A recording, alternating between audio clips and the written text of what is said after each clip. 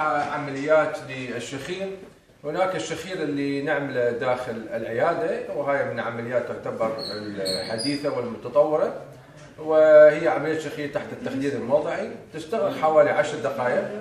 هي العملية بحد حالها هي دقيقتين بدون جرح وبدون قطرة دم، وتخدير طبعا موضعي قبل حوالي 8 دقائق، فكل الحالة تصير حوالي 10 دقائق.